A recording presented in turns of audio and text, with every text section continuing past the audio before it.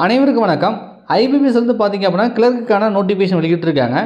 So இந்த ஜாபுக்கு age limit என்ன, எஜுகேஷன் குவாலிஃபிகேஷன் என்ன, வேகன்சி எவ்வளோ கொடுத்துருக்காங்க, நம்ம தமிழகத்துக்கு எவ்வளோ வேகன்சி வந்திருக்கு அப்படின்றத டீட்டெயிலாக நம்ம இந்த வீடியோவில் பார்க்கலாம்.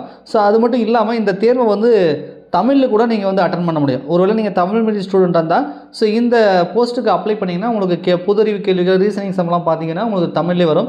ஸோ நீங்கள் வந்து தாராளமாக வந்து தமிழில் கூட இந்த எக்ஸாம் வந்து எழுத முடியும். ஸோ மேற்கொண்டு என்னென்ன விவரங்கள் கொடுத்துருக்காங்க அப்படின்னு சொல்லி இந்த வீடியோவில் பார்க்கலாம். அதை பார்க்கறதுக்கு முன்னாடி நம்ம சேனல் நீங்கள் முதல் முறையாக பார்த்துருக்கீங்க, இது வரைக்கும் சப்ஸ்கிரைப் பண்ணலன்னா மறக்காமல் சப்ஸ்கிரைப் பண்ணி கூட அந்த பெல் பட்டன் ஆல் அப்படின்னு செட் பண்ணிச்சுங்க. அப்போ தான் வீடியோ போட்டு உங்களுக்கு நோட்டிஃபிகேஷன் வரும். ஸோ அது மட்டும் இல்லாமல் நீங்கள் கவர்மெண்ட் ஜாபை சர்ச் பண்ணுறீங்க அப்படின்னா நம்ம சேனலில் பார்த்தீங்கன்னா கவர்மெண்ட் ஜாப் 2024 அப்படின்னு சொல்லி தனியாக ஒரு பிளே லிஸ்ட் இருக்கும். அந்த பிளே லிஸ்ட்டை செக் பண்ணி பாருங்கள். சரி, ஓகே. இந்த கிளர்க் ஜாப்க்கான இம்பார்ட்டன்ட் டேட் நம்ம பார்க்கலாம். 1/7/2024. ஸோ இன்றைக்கி தான் வந்து நோட்டிஃபிகேஷன் கொடுத்துருக்காங்க. ஆன்லைன் அப்ளிகேஷன் இன்று முதல் ஸ்டார்ட் ஆகிடுச்சு. கடைசி தேதி பார்த்துக்கோங்க 21/7/2024. ஸோ இதை வந்து அப்ளை பண்ணுறதுக்கான கடைசி தேதி அப்படின்றது தெரிஞ்சுக்கோங்க. ஸோ ஆன்லைனில் நீங்கள் பேமெண்ட் பண்ணுறதுக்கு பார்த்தீங்கன்னா கடைசி தேதி அதே 21/7/2024 போட்டிருக்காங்க. ஸோ எக்ஸ்ட்ரா டைம் வந்து நமக்கு கொடுக்கல, ரைட்டா? சரி, இந்த எக்ஸாமுக்காக ப்ரிலிமினரி எக்ஸாம் பார்த்தீங்கன்னா உங்களுக்கு ஆகஸ்ட் 2024 ஒரு தோராயமாக நடக்கும் அப்படின்றத கொடுத்துருக்காங்க. மெயின் எக்ஸாம் பொறுத்த வரைக்கும் அக்டோபர் 2024 நடக்கும் அப்படின்றத சொல்லியிருக்காங்க. ஸோ ஃபைனல் அலாட்மெண்ட் பார்த்தீங்கன்னா ஏப்ரல் 2025 ஃபைனல் அலாட்மெண்ட் வந்து முடிஞ்சிடும் அப்படின்றத கொடுத்துருக்காங்க. ஸோ டென்டேட்டிவ் டேட்டை வந்து பார்த்துக்கோங்க.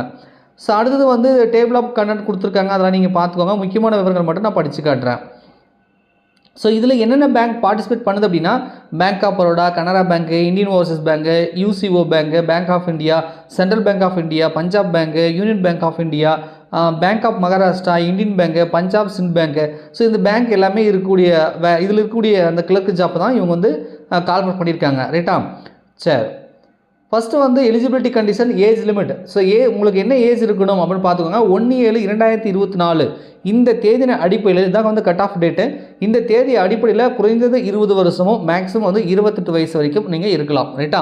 சார் 28 வயசுக்கு மேலே வந்து அப்ளை பண்ண முடியாதான்னு கேட்டிங்கன்னா, ஒருவேளை நீங்கள் SC ST ஸ்டூடெண்ட்டாக இருந்தீங்க அப்படின்னா 5 இயர்ஸ் வந்து ரிலாக்ஸேஷன் இருக்குது. ஸோ இதை யூஸ் பண்ணி நீங்கள் 33 வயசு வரைக்குமே அப்ளை பண்ணிக்கலாம்.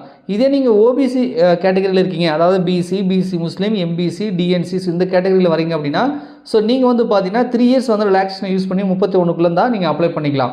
மாற்றுத்திறனாளிகளுக்கு 10 வருஷம் வந்து ரிலாக்ஸேஷன் இருக்குது. ஸோ டைவர்ஸ் உமன் அவங்களுக்குமே வந்து ரிலாக்ஸேஷன் கொடுத்துருக்காங்க. நீங்கள் ரிலாக்ஸேஷன் யூஸ் பண்ணி கூட நீங்கள் வந்து அப்ளை பண்ணிக்க முடியும். ஸோ இது வந்து ஏஜ் லிமிட். ஸோ அடுத்து வந்து பார்த்தீங்கன்னா எஜுகேஷன் குவாலிஃபிகேஷன். ஸோ இதுக்கு வந்து என்ன சார் படிச்சிருக்கணும் அப்படின்னு கேட்டிங்கன்னா, பொதுவாக சொல்லணும் அப்படின்னா நீங்கள் வந்து எனி டிகிரி, ஏதாவது ஒரு பேச்சுலர் டிகிரி, யூஜி டிகிரி வந்து கம்ப்ளீட் பண்ணியிருந்தால் தாராளமாக இதுக்கு வந்து அப்ளை பண்ணலாம் அப்படின்றத வந்து கொடுத்துருக்காங்க. ஸோ அதையும் வந்து நம்ம பார்க்கலாம். ஸோ எஜுகேஷன் குவாலிஃபிகேஷன் இதுக்கும் கட் ஆஃப் டேட் கொடுத்துருக்காங்க. லாஸ்ட் டேட் இருக்கு இல்லையா, ஆன்லைன் அப்ளிகேஷனோட கடைசி தேதி 21/7/2024. இந்த தேதியின் அடிப்படையில் நீங்கள் வந்து ஏதாவது ஒரு டிகிரி முடிச்சிருக்கணும்ன்றாங்க. ஸோ அப்ளை பண்ணும்போதே உங்களுக்கு வந்து மார்க் ஷீட் அந்த இதெல்லாம் வந்து கொடுத்துருக்கணும் அப்படின்றத வந்து குறிப்பிட்டிருக்காங்க. அதாவது உங்களுக்கு இன்னும் ரிசல்ட் பெண்டிங் இருந்தால் அப்ளை பண்ண முடியாது. மேபி உங்களுக்கு அந்த தேதிக்குள்ளே ரிசல்ட்டை வந்து உங்களுக்கு வந்து கையில் மார்க் ஷீட்டோ இல்லை ப்ரொஃபஷனல் சர்டிஃபிகேட் வந்தால் தாராளமாக நீங்கள் வந்து அப்ளை பண்ணலாம் அப்படின்றத கொடுத்துருக்காங்க, ரைட்டா? ஸோ டிகிரி மட்டும் போதுமா சார்னா பேசிக் கம்ப்யூட்டர் நாலேஜ் வேணும் அப்படின்றதும் வந்து கொடுத்துருக்காங்க.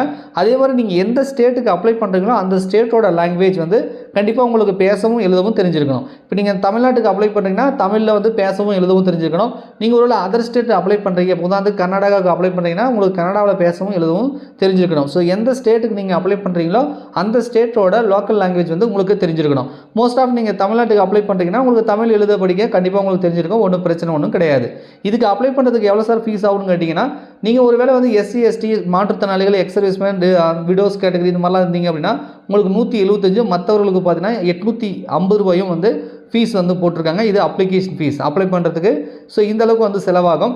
இதே எக்ஸாமினேஷன் ஸ்கீம் பார்த்தீங்க அப்படின்னா உங்களுக்கு ப்ரிலிமினரி எக்ஸாமை பொறுத்த வரைக்கும் இங்கிலீஷில் ஒரு 30 கொஸ்டின் வரும். நியூமெரிக்கல் அபிலிட்டி, ரீசனிங் அபிலிட்டியில் 35 போட்டிருக்காங்க. இது எல்லாமே ஸ்டார் போட்டிருக்கிறதுனால ஸோ இது வந்து லோக்கல் லாங்குவேஜ். நம்ம தமிழ் மீடியத்துக்கு நீங்கள் அப்ளை பண்ணிங்கன்னா உங்களுக்கு தமிழில் கூட கொஸ்டின் வரும். ஸோ இதை வந்து நீங்கள் அப்ளை பண்ணும்போது கொஞ்சம் பார்த்து சூஸ் பண்ணிக்கோங்க, ரைட்டா? 100 மார்க் வந்து பார்த்தீங்கன்னா உங்களுக்கு number of question 100, maximum mark வந்து 100 தான் கொடுத்துருக்காங்க. உங்களுக்கு 100 மார்க் வந்து டெஸ்ட் நடக்கும். ஸோ அடுத்தது பார்த்தீங்கன்னா மெயின் எக்ஸாம் பொறுத்த வரைக்கும் ஜென்ரல் ஃபினான்ஷியல் அவேர்னஸ் வந்து ஒரு 50 கொஸ்டின் இருக்குது. அது வந்து தமிழ் மீடியத்துலையுமே வரும்.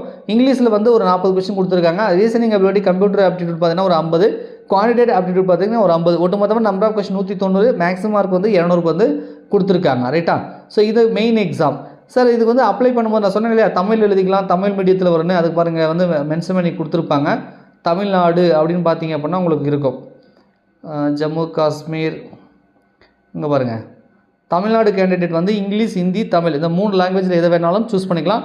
பட் அப்ளை பண்ணும்போது நீங்கள் தமிழ்ன்றதை கொடுத்தீங்கன்னா தமிழ் இங்கிலீஷில் வரும். இங்கிலீஷை சூஸ் பண்ணிங்கன்னா இங்கிலீஷ் அண்ட் ஹிந்தியில் வந்து கொஷின் வரும். ஸோ அதனால் வந்து அப்ளை பண்ணும்போது கேர்ஃபுல்லாக பார்த்து பண்ணிக்குவாங்க. ரைட்டா? சரி, வேறு என்ன முக்கியமான விவரங்கள் கொடுத்துருக்காங்க அப்படின்றத பார்க்கலாம். ஸோ எக்ஸாமினேஷன் சென்டர் கொடுத்துருக்காங்க. அப்போ நம்ம தமிழகத்தில் முக்கியமான மேஜர் சிட்டிஸில் எல்லாமே சென்டர் இருக்கும். ஸோ அவ்வளோதான். அதுக்கப்புறம் பார்த்தீங்கன்னா உங்களுக்கு வந்து அவுட் டு அப்ளை எப்படி அப்ளை பண்ணுறது, என்னென்ன விஷயங்கள் வந்து கொடுத்துருப்பாங்க, அதெல்லாம் நீங்கள் நோட்டிஃபிகேஷனை வந்து டெவலப் பண்ணி பார்த்துக்கோங்க. மேக்ஸிமம் இம்பார்ட்டன்ட் நமக்கு தெரிஞ்சு வேண்டியது ஏஜ் லிமிட் என்ன, இதுக்கு என்ன படிச்சிருக்கணும், அப்ளை பண்ணுறதுக்கு என்ன கிடச்சிது, அப்ளிகேஷன் ஃபீஸ் என்ன, எக்ஸாம் எப்படி இருக்குது. ஸோ இந்த மாதிரியான விவரங்கள் மட்டும் நமக்கு மேக்ஸிமம் தெரிஞ்சால் போதும். நீங்கள் தாராளமாக அப்ளை பண்ணிக்கலாம். ஸோ அதுக்கப்புறம் நோட்டிஃபிகேஷன் டெவலப் பண்ணி நீங்கள் படித்து பாருங்கள். ஓகேங்களா? ஸோ இதில் பார்த்தீங்கன்னா வேகன்சி வந்து கொடுத்துருக்காங்க. ஸோ இந்த வேகன்சி டென்டேட்டிவாக நமக்கு எவ்வளோ கொடுத்துருக்காங்கன்னு பார்த்துக்கலாம். ஸோ தமிழ்நாடுக்கு பார்த்தீங்கன்னா நமக்கு வந்து ஒரு 600 சில்லரை கொடுத்துருந்தாங்க.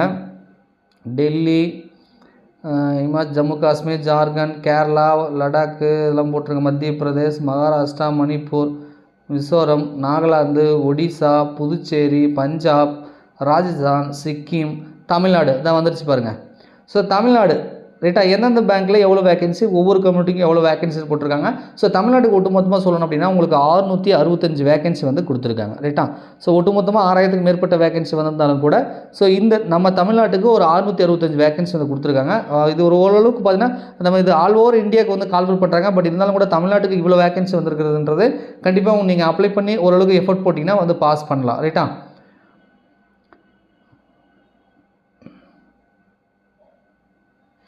Examination centre, preliminary exam, main exam. So இதுக்கு நம்ம எக்ஸாம் வந்து அப்ளை பண்ணோம்னா நம்ம தமிழ்நாட்டில் எங்கே சார் சென்டர் போடுவாங்க அப்படின்னு நீங்கள் கேட்பீங்க. ஸோ அதுவும் வந்து கொடுத்துருக்காங்க பாருங்கள். ப்ரிலிமினரி எக்ஸாம் பொறுத்தவரைக்கும் சென்னை, கோயம்புத்தூர், ஈரோடு, மதுரை, நாகர்கோவில், கன்னியாகுமரி, நாமக்கல், சேலம், தஞ்சாவூர், திருச்சிராப்பள்ளி, திருநெல்வேலி, வேலூர், விருதுநகரில் வந்து எக்ஸாம் சென்டர் போடுவாங்க. இதே மெயின் எக்ஸாம் அப்படின்னா சென்னை, மதுரை, சேலம், திருச்சிராப்பள்ளி, திருநெல்வேலி, வேலூர், விருதுநகரில் உங்களுக்கு வந்து எக்ஸாம் சென்டர் போடுவாங்கன்னு சொல்லி வந்து கொடுத்துருக்காங்க.